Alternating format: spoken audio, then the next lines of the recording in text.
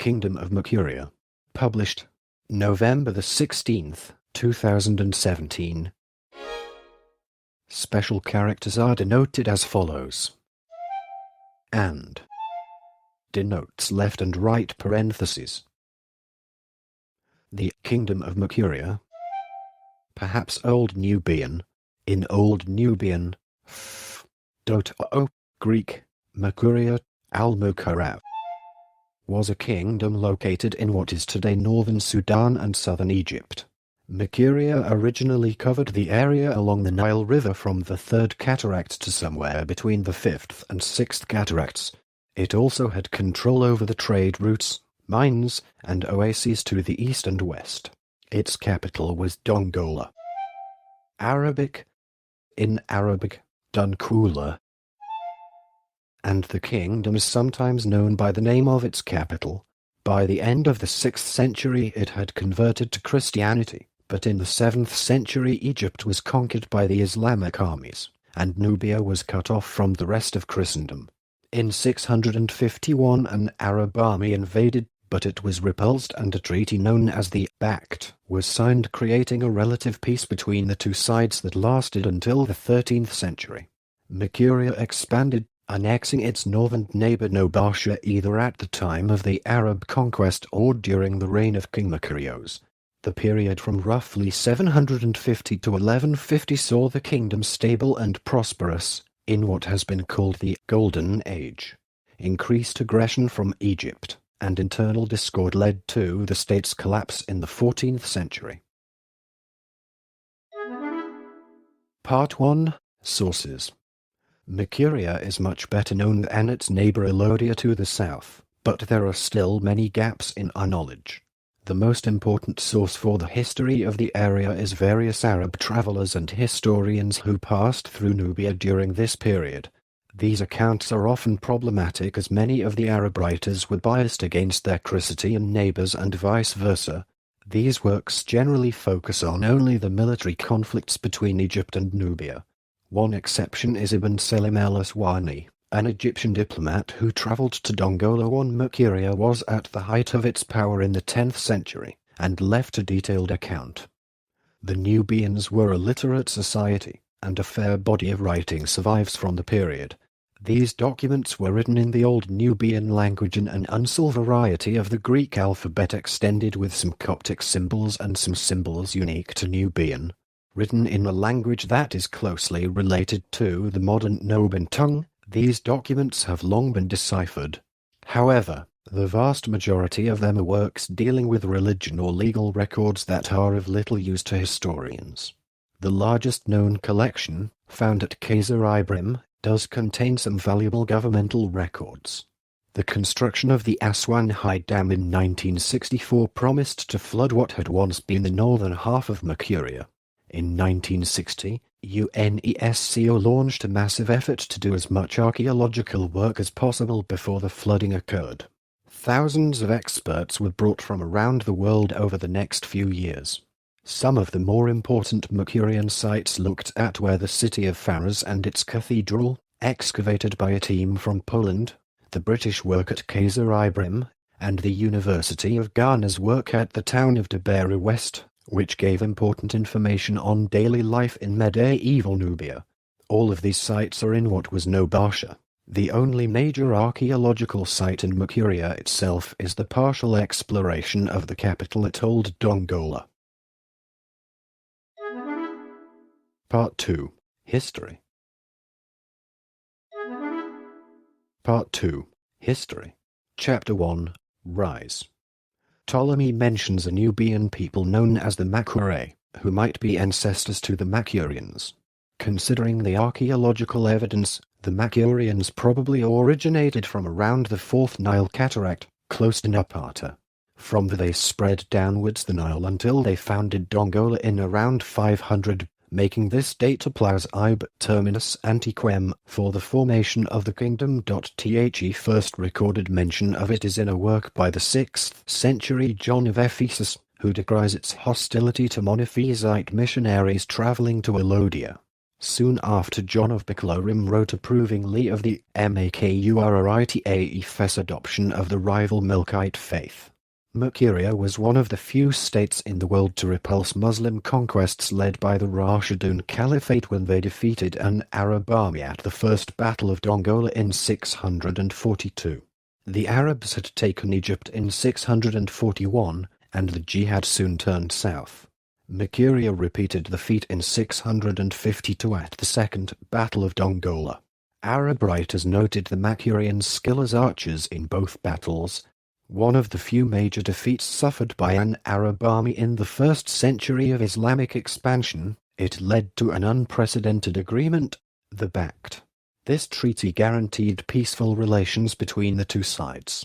The Nubians agreed to give Arab traders more privileges of trade in addition to a share in their slave trading, while the Egyptians may have been obliged to send manufactured goods south. At some point, Makuria merged with Nobasha to the north. The evidence for when this occurred is contradictory. The Arab accounts have the invasion of 652 only make reference to a single state based at Dongola. The Pact, negotiated by the Makurian king, applied to all of Nubia north of Aludia. This has led some scholars to propose that the two kingdoms were unified during this turbulent period. However, a book written in 690 makes clear that Makuria and Nobasha were still two separate and rather hostile kingdoms.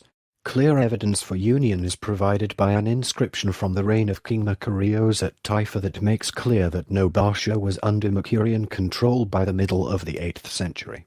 Every source after this date has Nobasha under Makurian control. This leads many scholars to infer that the unification occurred during the reign of Makurios, who was described as the New Constantine by John the Deacon. What this merged kingdom should be called is unclear in both contemporary sources and among modern historians. Makuria remained in use as a geographic term for the southern half of the kingdom, but it was also used to describe the kingdom in its entirety. Some writers refer to it simply as Nubia, ignoring that southern Nubia was still under the independent kingdom of Elodia. It is also sometimes called the Kingdom of Dongola, after the capital city. Another name, the Kingdom of Makuria and Nobasha, perhaps implies a dual monarchy. Dotoo could be another name, or it could refer to an entirely separate kingdom. Part 2. History. Chapter 2. Zenith. Makuria seems to have been stable and prosperous during the 8th and 9th centuries. During this period, Egypt was weakened by frequent civil wars, and there was thus little threat of invasion from the north. Instead, it was the Nubians who intervened in the affairs of their neighbor. Much of Upper Egypt was still Christian, and it looked to the Nubian kingdoms for protection. One report has a Nubian army sacking Cairo in the 8th century to defend the Christians, but this is probably apocryphal. Not a great deal is known about Makuria during this period. One important story is that of Zacharias II sending his son Georgios to Baghdad to negotiate a reduction of the Pact. Georgios as king also plays a prominent role in the story of Arab adventurer al-Umari. The best evidence from this time is archaeological. Excavations show that this era was one of stability and seeming prosperity. Nubian pottery, painting, and architecture all reached their heights during this era. It also seems to have been a long period of stability in the Nile floods, without the famine caused by small floods or the destruction caused by large ones. Egypt and Makuria developed close and peaceful relations when Egypt was ruled by the Fatimids. The Shiite Fatimids had few allies in the Muslim world, and they turned to the southern Christians as allies. Fatimid power also depended upon the slaves provided by Makuria, who were used to man the Fatimid army. Trade between the two states flourished. Egypt sent wheat, wine, and linen south, while Makuria exported ivory, cattle, ostrich feathers, and slaves. Relations with Egypt soured when the Ayyubids came to power in 1171. Early in the Ayyubid period, the Nubians invaded Egypt, perhaps in support of their Fatimid allies. The Ayyubids repulsed their invasion, and in response Salah ad-Din dispatched his brother Turan Shah to invade Nubia. He defeated the Nubians, and for several years occupied Qasr Ibrim before retreating north. The Ayyubids dispatched an emissary to Makuria to see if it was worth conquering, but he reported that the land was too poor. The Ayyubids seem to have thus largely ignored their southern neighbor for the next century. Part 2. History. Chapter 3. Decline. There are no records from travelers to Makuria from 1171 to 1272, and the events of this period have long been a mystery, although modern discoveries have shed some light on this era. During this period Makuria seems to have entered a steep decline. The best source on this is Ibn Khaldun, writing several decades later, who blamed it on Bedouin invasions and Nubian intermarriage with Arabs. The Ayyubids dealt very aggressively with the raiding Bedouin tribes of the nearby deserts, forcing them south into conflict with the Nubians. Archaeology gives clear evidence of increasing instability in Makuria. Once unfortified cities gained city walls, the people retreated to better defended positions, such as the cliff tops at Qasr Ibrim. Houses throughout the region were built far sturdier, with secret hiding places for food and other valuables. Archaeology also shows increased signs of Arabization and Islamicization.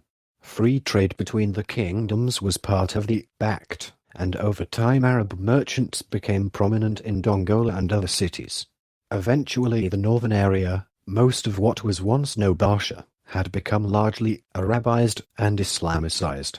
Largely independent of Dongola, it was increasingly referred to as Al-Maris. While the desert tribes may have been the most important destructive force, the campaigns of the Egyptian Mamelukes are far better documented. An important component of the Pact was the promise that Makuria would secure Egypt's southern border against raids by desert nomads, like the Beja. The Makurian state could no longer do this, prompting interventions by Egyptian armies that further weakened it.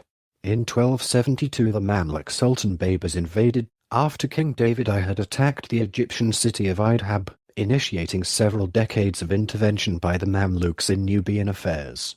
Internal difficulties seem to have also hurt the kingdom. King David's cousin Shakanda claimed the throne and travelled to Cairo to seek the support of the Mamelukes. They agreed and took over Nubia in 1276, and placed Shakanda on the throne. The Christian Shakanda then signed an agreement making Makuria a vassal of Egypt, and a Mamluk garrison was stationed in Dongola. After only a few years of occupation, Shahriman, another member of the Makurian royal family, led a rebellion against Shakanda to restore Makurian independence. He eventually defeated the Mamluk garrison and took the throne in 1286 after separating from Egypt and betraying the peace deal. He offered the Egyptians an increase in the annual backed payments in return for scrapping the obligations to which Shakanda had agreed. The Mamluk armies were occupied elsewhere, and the Sultan of Egypt agreed to this new arrangement.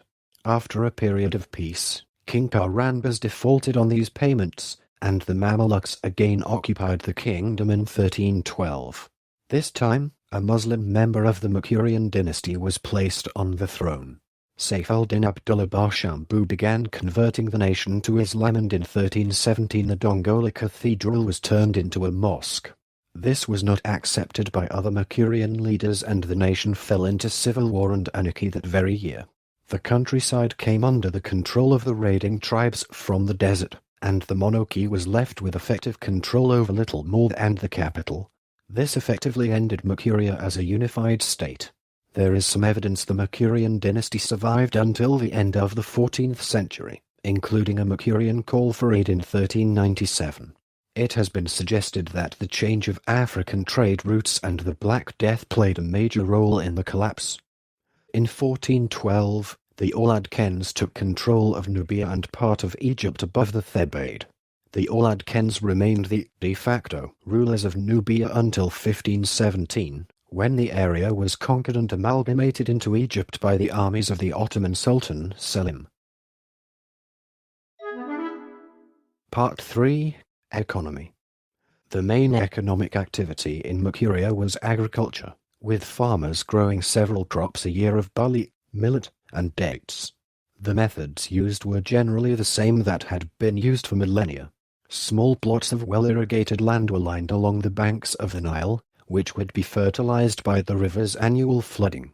One important technological advance was the sequia, an oxen-powered water wheel that was introduced in the Roman period and helped increase yields and population density. Settlement patterns indicate that land was divided into individual plots rather than as in a manorial system. The peasants lived in small villages composed of clustered houses of sun-dried brick. Important industries included the production of pottery, based at Faras, and weaving based at Dongola. Smaller local industries include leatherworking, metalworking, and the widespread production of baskets, mats, and sandals from palm fiber. Also important was the gold mine in the Red Sea hills to the east of Makuria. Makurian trade was largely by barter as the state never adopted a currency. In the north, however, Egyptian coins were common. Makurian trade with Egypt was of great import. From Egypt a wide array of luxury and manufactured goods were imported. The main Makurian export was slaves. The slaves sent north were not from Makuria itself, but rather from further south and west in Africa. Little is known about Makurian trade and relations with other parts of Africa. There is some archaeological evidence of contacts and trade with the areas to the west, especially Kordofan. To the west, the area up to the Gebel Al-Ain was under direct Makurian control, connecting the Nile with the Zanka culture. Additionally, contacts to Darfur and Kanem Bornu seem probable, but there are only few evidences.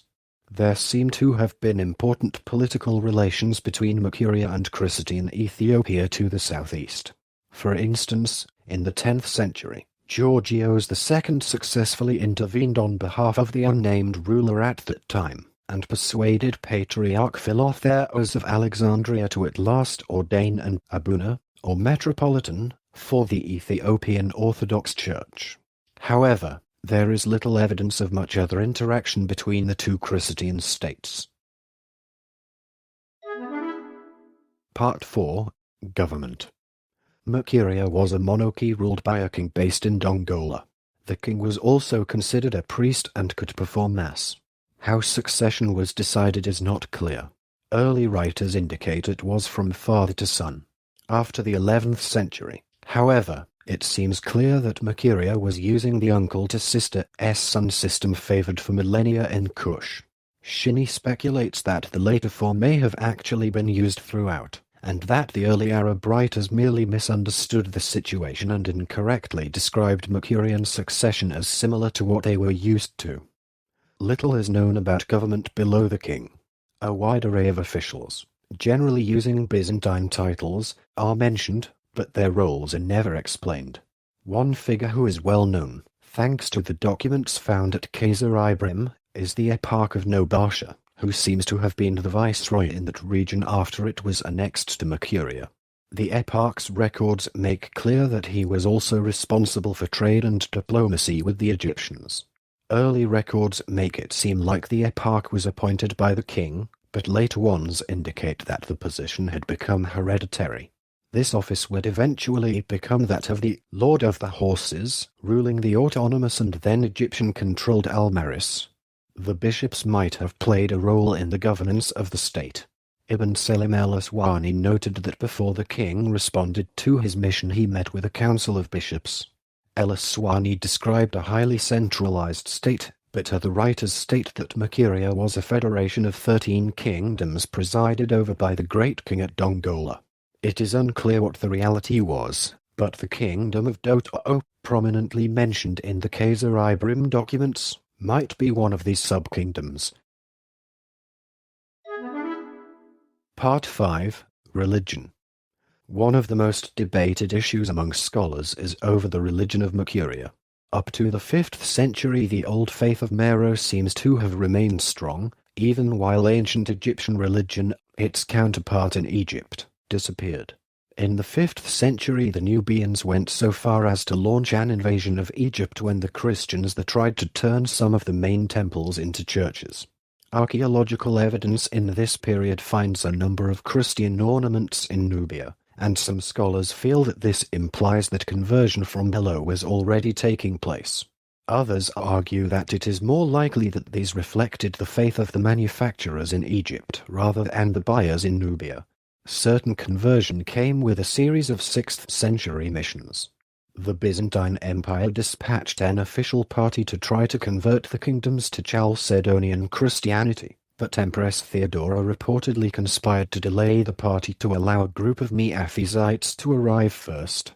John of Ephesus reports that the Monophysites successfully converted the kingdoms of Nobatia and Elodia, but that Makuria remained hostile. John of Bicolarum states that Makuria then embraced the rival Byzantine Christianity. Archaeological evidence seems to point to a rapid conversion brought about by an official adoption of the new faith. Millennia-old traditions such as the building of elaborate tombs and the burying of expensive grave goods with the dead were abandoned, and temples throughout the region seem to have been converted to churches.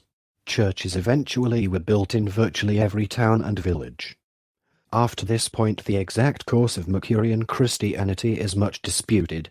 It is clear that by circa 710 Makuria had become officially Coptic and loyal to the Coptic Patriarch of Alexandria. The king of Makuria became the defender of the Patriarch of Alexandria, occasionally intervening militarily to protect him, as Kyriakos did in 722. This same period saw Melkite Makuria absorb the Coptic Nobatia, and historians have long wondered why the conquering state adopted the religion of its rival. It is fairly clear that Egyptian Coptic influence was far stronger in the region, and that Byzantine power was fading, and this might have played a role. Historians are also divided on whether this was the end of the Melkite/Coptic split, as there is some evidence that a Melkite minority persisted until the end of the kingdom. The Makurian church was divided into 7 bishoprics: Kalabsha, Kupta, Khazar-Ibrim, Fars, Sai, Dongola, and Sunka. Unlike Ethiopia, it appears that no national church was established, and all 7 bishops reported directly to the Coptic Patriarch of Alexandria. The bishops were appointed by the Patriarch, not the king, though they seem to have largely been local Nubians rather than Egyptians. Unlike in Egypt, there is not much evidence for monasticism in Makuria. According to Adams, there are only 3 archaeological sites that are certainly monastic.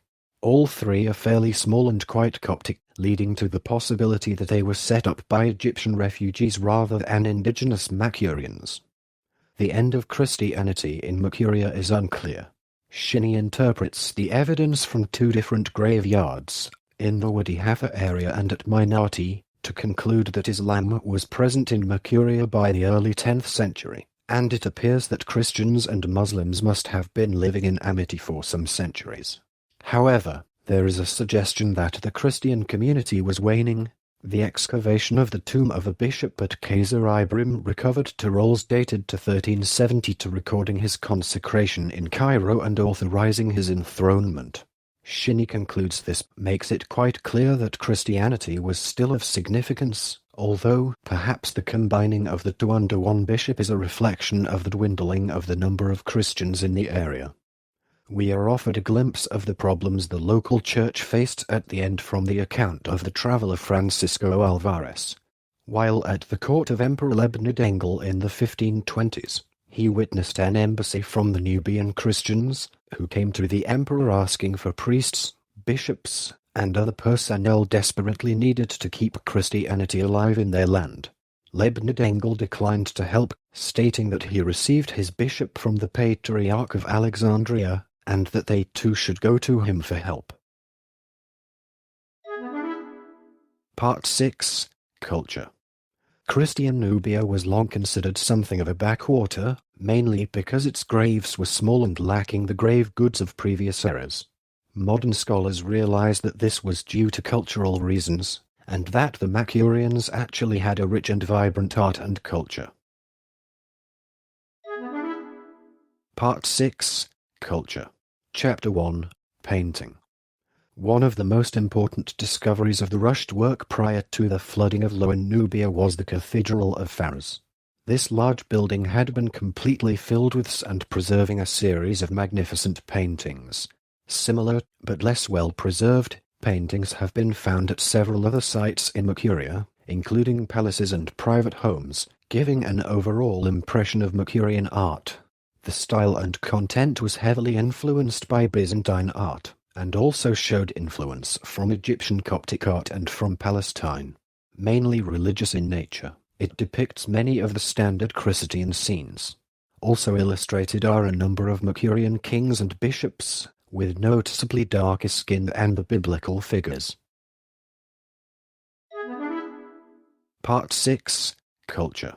Chapter 2. Pottery. Nubian pottery in this period is also notable. Shinny refers to it as the richest indigenous pottery tradition on the African continent. Scholars divide the pottery into 3 eras. The early period, from 550 to 650 according to Adams, or to 750 according to Shinny, saw fairly simple pottery similar to that of the late Roman Empire. It also saw much of Nubian pottery imported from Egypt rather than produced domestically. Adams feels this trade ended with the invasion of 652. Shinny links it to the collapse of Umayyad rule in 750. After this, domestic production increased, with a major production facility at Fars. In this middle era, which lasted until around 1100, the pottery was painted with floral and zoomorphic scenes and showed distinct Umayyad and even Sasanian influences. The late period during Makuria's decline saw domestic production again fall in favor of imports from Egypt. Pottery produced in Makuria became less ornate, but better control of firing temperatures allowed different colors of clay. Part 6. Culture. Chapter 3. Language. There were a number of different languages in use in Makuria. In early centuries, when Byzantine influence was still strong, Greek was the primary written language and perhaps also the language used by the royal court. Greek continued to be used in later centuries for ceremonial purposes, such as on many gravestones, but these later inscriptions are marked by frequent spelling and grammar errors implying reduced knowledge of the language. Eventually Old Nubian, which was the language used by most of the population, became the main written language. Old Nubian translations of the Bible and many other religious documents were used widely. One Arab traveler to the region stated that Nobasha and Makuria spoke different languages. Almost all our documents are from what was Nobasha, and this language seems ancestral to the modern Noban language still spoken in the region. Adams notes that the ancient border between Makuria and Nobasha today is close to the border between the Noban and Dongolawi languages. Another important language in Makuria was Coptic. Links with Egyptian Christians were strong, and Makuria seems to have made wide use of Coptic religious literature. Makuria also saw regular influxes of Coptic-speaking Christian refugees from Egypt. In the later years of the kingdom's existence, Arabic became an increasingly important tongue. Arab traders were important throughout the area, and Arabic seems to have become the language of commerce. As these traders settled, each major community gained an Arab quarter. This recording is a derivative work from Wikipedia. For more information, please visit www.frogcast.org.